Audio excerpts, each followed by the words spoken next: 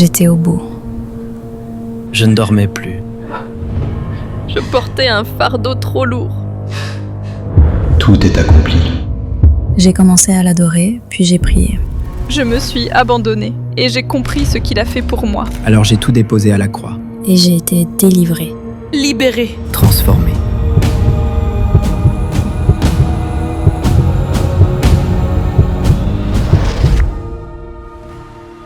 Dans Prière inspirée, prépare-toi à vivre un vendredi saint exceptionnel. Le 3 avril à 20h30, heure de Paris, rassemblons-nous. 2 heures pour redécouvrir la beauté de la croix, comprendre le sacrifice qui nous libère, prier pour vivre la puissance de sa résurrection et être transformé par son amour. De l'ombre à la lumière, un vendredi saint qui change tout. Avec Jérémy Sourdril, Stéphane Caddy, Michael Lebeau, Franck Poulain, Gordon et Marie Zamor. Rejoins-nous le 3 avril à 20h30, heure de Paris, diffusé sur YouTube et sur tous les canaux de diffusion de MCI TV.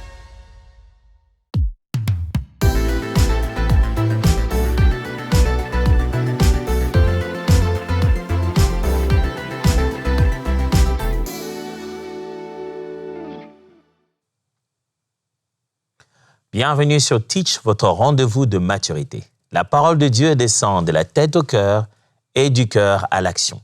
La parole de Dieu nous transforme et nos actes au quotidien confirment que cette parole est réelle. Nous avons commencé à apprendre depuis le début de cette semaine les paroles de Jésus prononcées à la croix. Jésus a dit beaucoup de choses à la croix.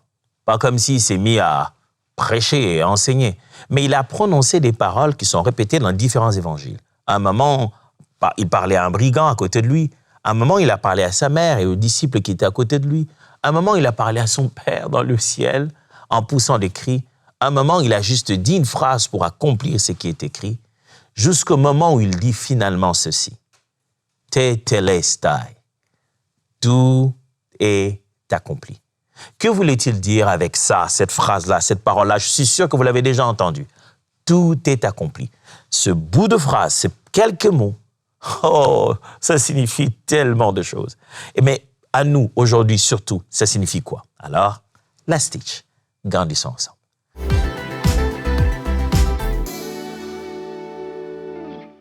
Il est souvent plus difficile à l'homme de recevoir gratuitement une chose qui va entrer dans son identité, une chose qui va l'aider à devenir, qui le permettra à bâtir sa réputation. L'homme reçoit une chose rapidement, il accepte quand c'est gratuit, s'il va l'utiliser en passant. Mais si tu veux faire un apport dans la vie de quelqu'un qui va définir son avenir, qui va devenir un pilier dans son existence, qui va entrer dans sa réputation, dans sa définition devant les hommes, eh bien, l'humain a tendance à se dire, ça coûte combien? Qu'est-ce que je dois faire? Il pense tout de suite à la position qu'il faut mériter. Si ça...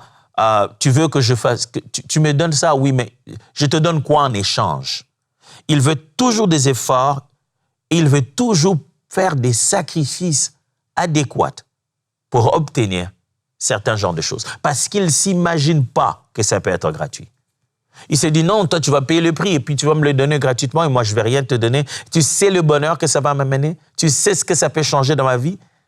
Et je ne donnerai rien pour ça. C'est pourquoi, de fois, ça lui est très difficile d'accepter gratuitement une œuvre déjà achevée. Donner à l'humain quelque chose et puis il s'est dit, je fais quoi pour ça? Rien. J'ajoute quoi en ça? Rien. Ça me rappelle beaucoup moi-même, j'aimerais commencer par là. Je me souviens très bien, après avoir souvent vécu ma vie occupée à courir à gauche, à droite, servir, prêcher, enseigner, à commenter, accompagner, ma vie est tellement tournée à donner, que je ne savais pas comment on reçoit, qu'est-ce que c'est que le repos, comment on se détend. Je me souviens que j'étais en repos, ma femme m'a tellement encouragé d'aller en repos seule. Et un de ces 4 matins, j'ai passé tout le temps dans ma chambre à ne rien faire, à dormir tellement j'étais fatigué. Un jour, je me dis, allez, Tom, c'est comme un garçon, lève-toi, va au mall, fais des achats, achète-toi des trucs, fais-toi plaisir. Je me lève, je prends ma carte, j'avais. C'était le plus grand mall de la ville où j'étais. J'entre, je regarde, c'était trop beau. Oh, je tourne par-ci, par-là. Waouh, c'était beau. Je vais regarder le magasin, je regarde des belles chaussures, des beaux vêtements. Au bout d'1h30, je m'arrête et je me rends compte que je n'ai rien acheté. Pourtant, je suis un homme. Hein. Les hommes, ça va droit. Pam, pam, ça achète et ça part. Bah, j'ai rien dit. Mais je m'arrête et puis j'appelle ma femme. J'ai dit, chérie, je crois que je ne sais pas comment me réjouir de ce que j'ai. Elle m'a dit, de quoi tu parles? J'ai dit, chérie, je pense que si tu veux me punir la prochaine fois, envoie-moi seulement en vacances, seul. Je crois que ça devient lourd. J'ai dit, ah. Elle dit, pourquoi? J'ai dit, je viens de passer des heures dans ce mall à tournoyer sans jamais rien acheter. Elle m'a dit, mais pourquoi? Tu n'as pas d'argent? J'ai dit, si, j'en ai. J'ai même prévu aujourd'hui de finalement utiliser l'argent pour lequel j'ai tant souffert. Mais quand je regarde une tenue, je dis, ça, waouh, ça peut, c'est presque le salaire du Messie qui travaille chez nous. Ça, waouh, ça, c'est le double du salaire de la nounou. Je voyais derrière chacune de ces choses un effort, un sacrifice, un prix. Je me dis, je ne peux pas me permettre ça. Je ne regardais même pas, moi, que Dieu, quand il nous donne assez pour notre bonheur et le superflu pour faire du bien aux autres. Je ne savais pas recevoir mon bonheur aussi. Il nous arrive souvent la même chose. Et quand on entend dire qu'une œuvre a été faite et qu'elle est gratuite et qu'on n'a rien à payer et qu'elle est finie, il n'y a rien à ajouter, ça commence à devenir invraisemblable. Pourtant, c'est ce qui se passe à la croix de Golgotha quand Jésus prononce cette phrase. Quand il dit ces mots, c'est pour instituer justement ce concept. Il dit « Tout est accompli ». Lisons le texte dans Jean chapitre 19, versets 28 à 30. Jean 19, 28 à 30. Voici ce qui est écrit. Après cela, Jésus, qui savait que tout était consommé, dit afin que l'écriture fût accomplie. J'ai soif. Il y avait là un vase plein de vinaigre. Les soldats en remplirent une éponge et l'ayant fixé à une branche d'hysope, ils l'approchèrent de sa bouche. Quand Jésus eut pris le vinaigre, il dit, « Tout est accompli. » Et baissant la tête, il rendit l'esprit. Jésus est en train d'accomplir ici, de poser des actes selon ce qui est écrit. Dès qu'il prend le vinaigre, il dit. En fait, dans tous les cas, s'il mourait sans le dire, ça serait accompli. En fait, Jésus aurait pu, juste après avoir pris les vinaigres, bam, il meurt. C'est fini, tout est accompli. Mais avant même de mourir, il prononce d'abord le « tout est accompli ». Ce mot-là, en grec, tétélestai, a 4 dimensions, 4 pensées qui sont à l'intérieur. Ce mot-là, culturellement, est utilisé dans 4 domaines différents. Voici ces 4 domaines dans lesquels ce mot est utilisé. Premièrement, c'est dans le domaine commercial. Donc, c'est une pensée commerciale du mot tétélestai. Ça signifie ceci. Dette payée en entier, comme pour une facture. Vous savez, quand vous devez régler une facture, que vous aviez une dette, tu dis, monsieur, vous aviez mangé ici, les gens, vous et vos camarades, et vous regardez vos poches, vous dites, oh, je n'avais pas assez d'argent, laissez-moi arriver dans la voiture. Vous arrivez dans la voiture, on vous surveille bien, on va être sûr que vous n'êtes pas parti, et vous prenez, et vous revenez, vous prenez votre carte. Il restait combien? Il restait $200. OK. Tétélestai. La dette a été payée. C'est terminé. La facture a été réglée. Wow. Jésus est en train de dire par ces mots, la facture de la dette que vous aviez, la dette de la mort, la dette du péché, la dette du diable, la dette de Dieu à cause de notre façon de vivre. La facture a été payée. J'ai eu l'occasion dans ma petite vie, je continue à avoir cette occasion et je rends grâce à Dieu de me mettre dans de telles positions.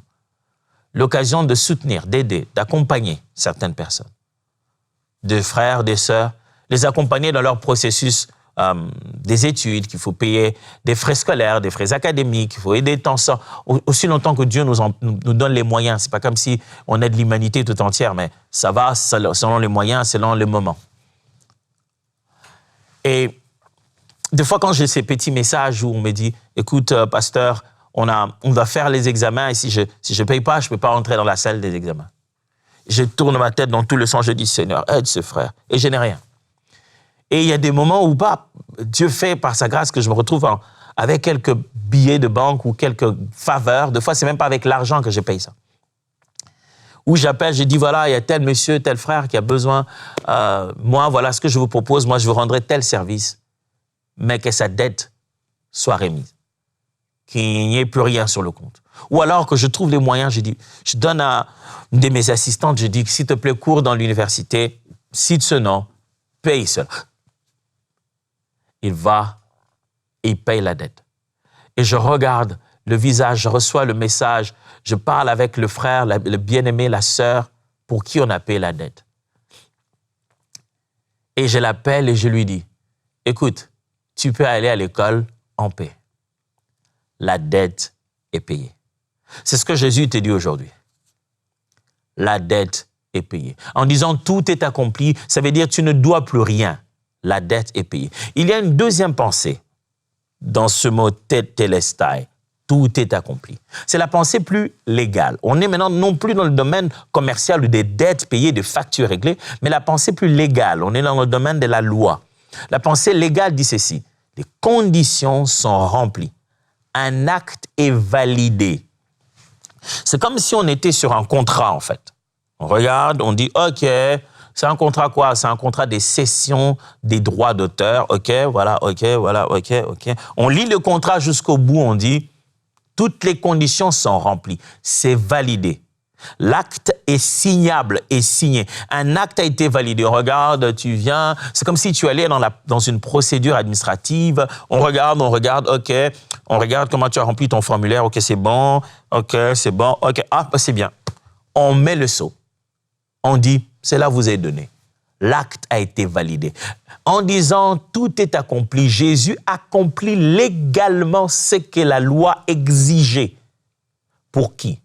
Pour nous. Pour qui? Pour que nous soyons sauvés. Que faut-il légalement pour que ces hommes arrêtent de vivre sous l'emprise du péché, sous l'emprise du diable, sous l'emprise du mal? Que faut-il pour que ces hommes puissent arrêter de vivre sous l'emprise du monde? Bien, ce qu'il fallait, Jésus l'a légalement payé. Ce mot tetelestai, tout est accompli, a aussi une pensée sacerdotale. Ça vient du côté du sacrifice, de la religion, de l'exercice des choses qui concernent les actes spirituels.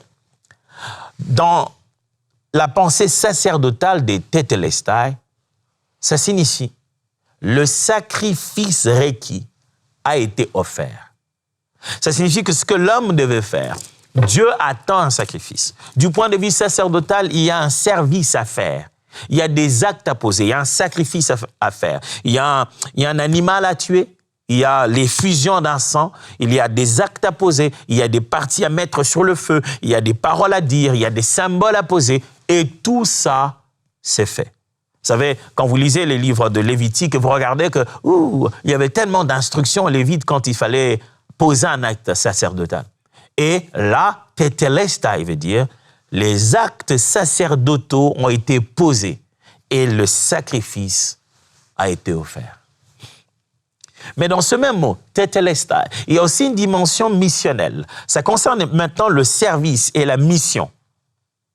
La pensée derrière est que la tâche confiée est achevée.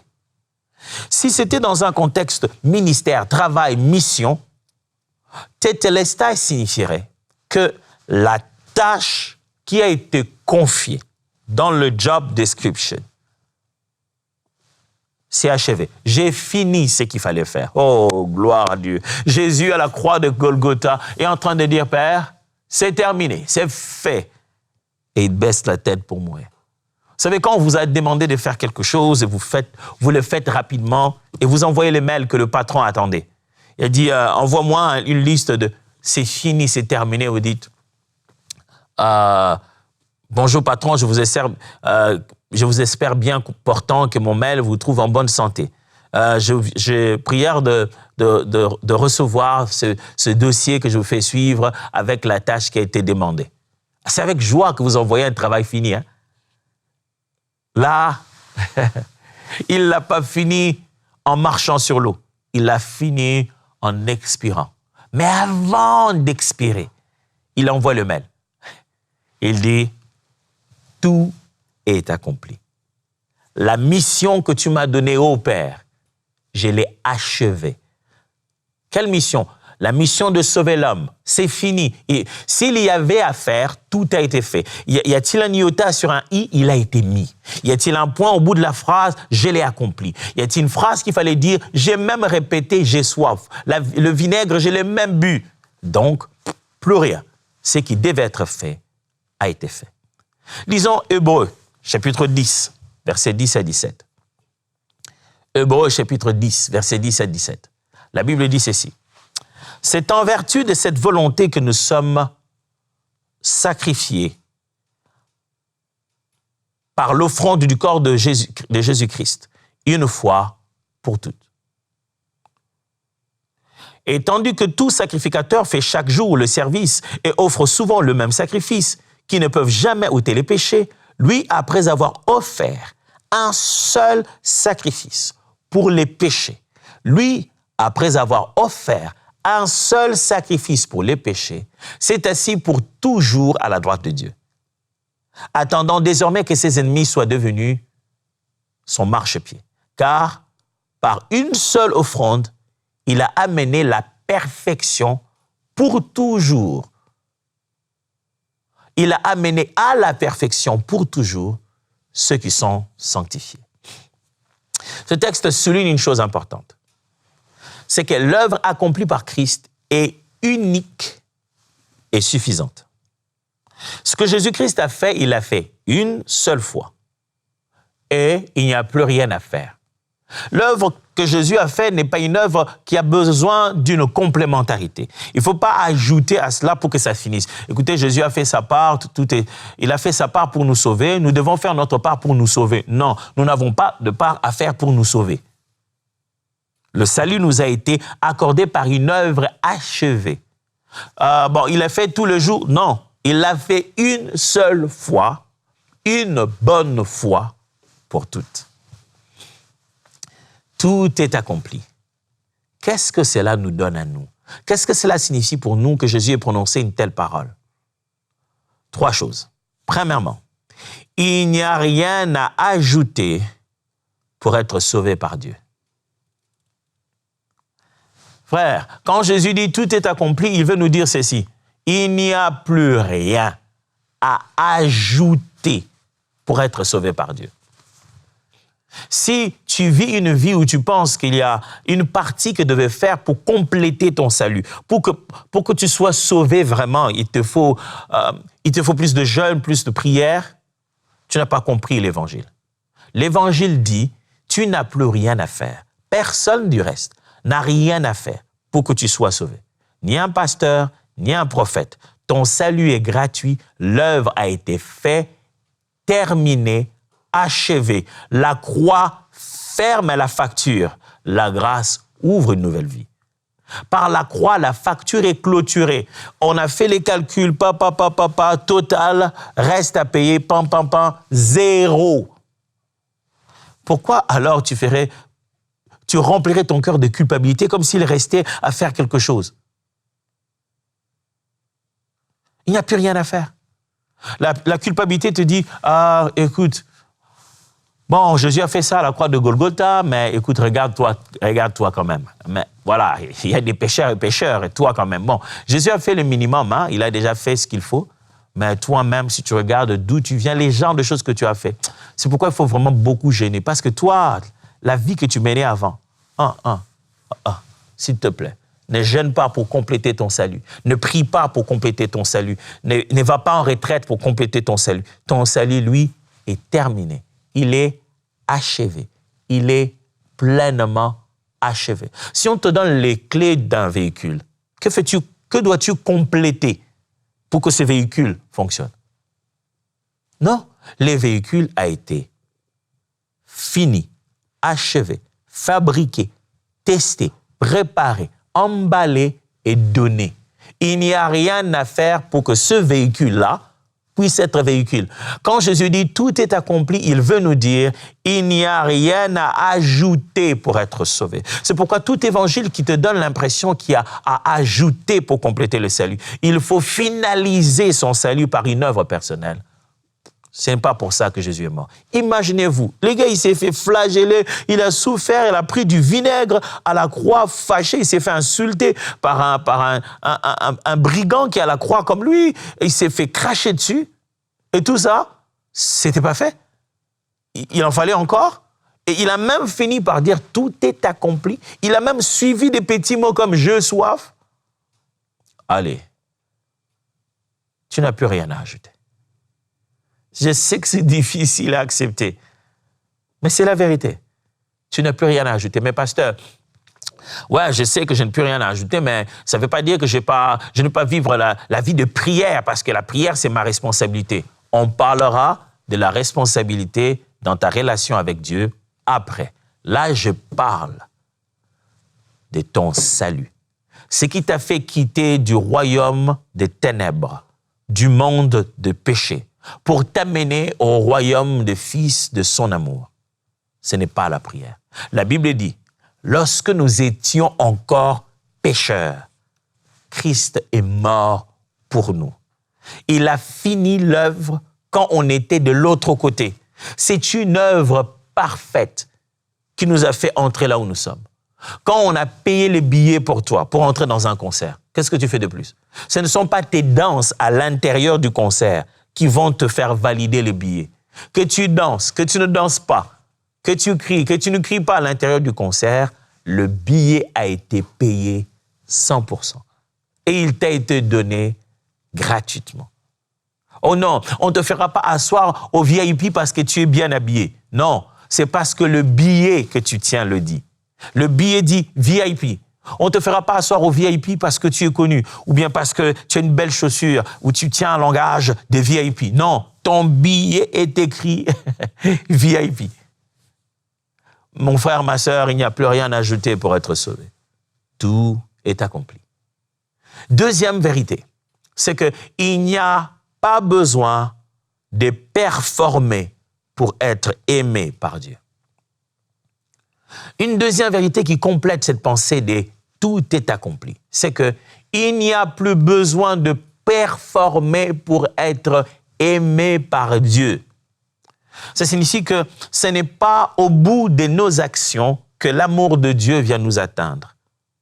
Dieu nous aime déjà. C'est d'ailleurs à cause de son amour que nous agissons.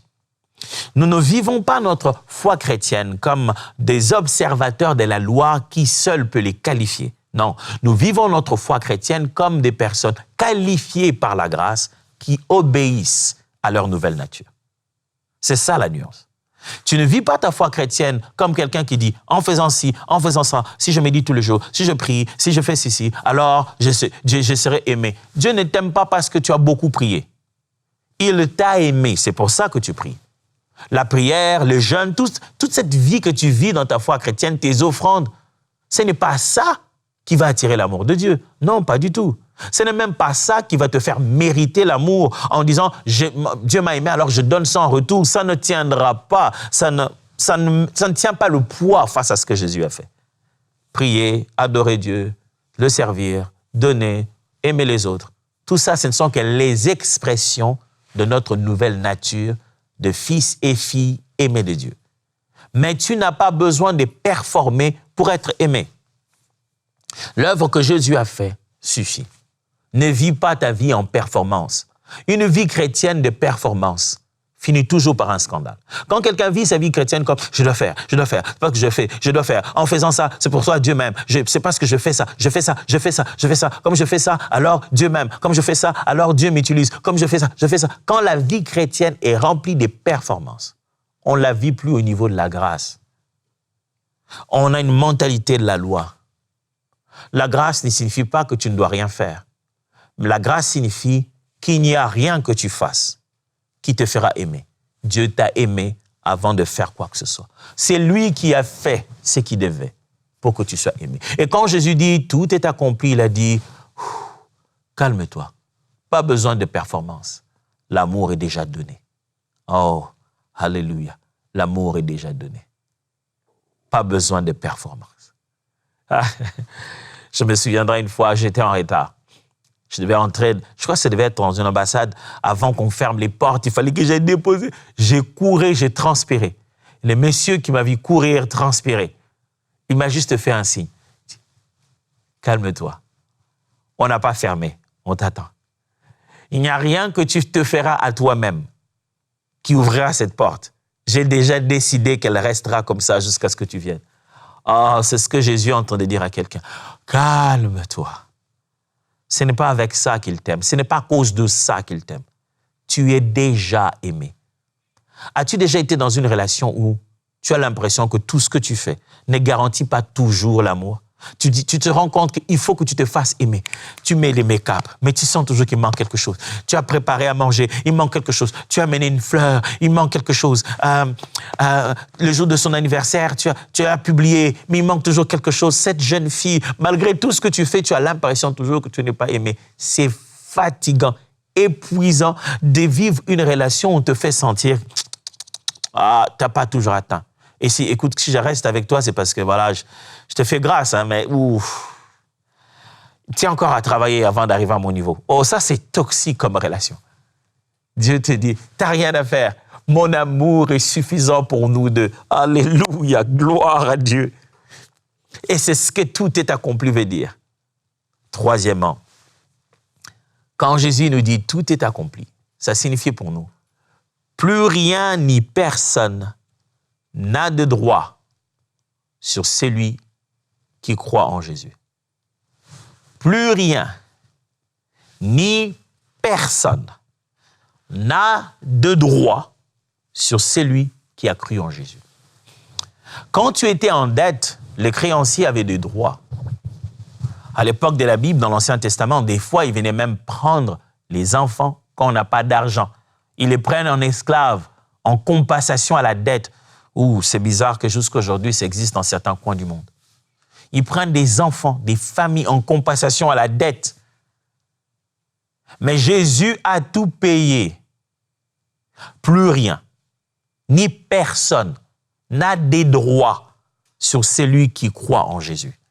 Ni ton oncle, ni ta tante, ni un conciliabule nocturne des initiés au monde des ténèbres. Aucune association de malfaiteurs qui fonctionne au milieu de nos sommeils. Aucun objet, aucune force physique ou invisible, ni dans le ciel, ni sur la terre, ni sous la terre. Rien n'a des droits sur toi au point de te réclamer comme si tu lui appartenais. Tu n'appartiens à personne d'autre qu'à Jésus, parce qu'il a payé la dette. Vous savez ce qu'il dit? Il dit, venez à moi, vous tous qui êtes fatigués. Je vous donnerai du repos. Moi, je vais vous décharger. Alors, prenez sur vous mon joug. On va faire un autre rythme de vie. Plus rien. Je ne sais pas qu'est-ce qui te retient. Je ne sais pas cette chose qui parle dans ta tête, qui te fait que te répéter, j'ai de droits sur toi, j'ai de droits sur toi. Tu sais, je suis ta mère, hein, je suis ton oncle, j'ai de droits sur toi. Ces droits-là existent, mais pas sur mon salut, pas sur mon éternité, pas sur ma santé, pas sur ma vie spirituelle. Je te dois respect, je te dois honneur, je te dois amour, mon frère, ma sœur, mon père, mon oncle, mon bien-aimé. Oh, tu es mon sang, je te dois ce que je te dois selon que la Bible demande d'honorer son père et sa mère. Mais tu n'as aucun droit sur moi. Alléluia. Tu ne peux pas déterminer mon avenir, tes paroles, tes phrases. Ça ne peut pas conditionner mon être. La loi de ce sang physique est plus basse par rapport à la nouvelle naissance qui est faite ni selon la volonté de la chair, ni selon la volonté de l'homme, mais selon la volonté de Dieu. Aujourd'hui, comprends-le une bonne fois pour toutes. Quand Jésus dit « tout est accompli », il dit 3 choses. Il n'y a rien à ajouter pour être sauvé par Dieu. Il n'y a pas besoin de performer pour être aimé par Dieu. Plus rien ni personne n'a de droit sur celui qui croit en Jésus.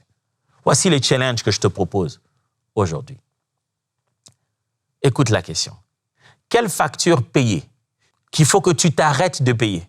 La facture est déjà payée. Mais il faut que toi, tu t'arrêtes de payer cette semaine parce que Jésus a déjà tout accompli. Quelle est cette facture qui est déjà payée, mais que tu continues à payer? Toi, tu continues à la payer encore jusqu'à aujourd'hui. Mais qu'il te faut arrêter de payer. Tu payes quoi? Tu payes la culpabilité. Tu payes quoi? Qu'est-ce que Jésus a déjà payé que toi, tu continues à payer encore aujourd'hui? Tu sais, le diable va t'arnaquer. Il te fera payer ce qui est déjà payé. Le monde va te arnaquer. Tu te dis, mais si Jésus déjà a payé, pourquoi moi je paye? Mais moi aussi, je me demande pourquoi tu payes. Il faut leur dire que tu ne dois pas payer. Arrête de payer inutilement cette semaine parce que tout est accompli. Dieu te bénisse et à demain.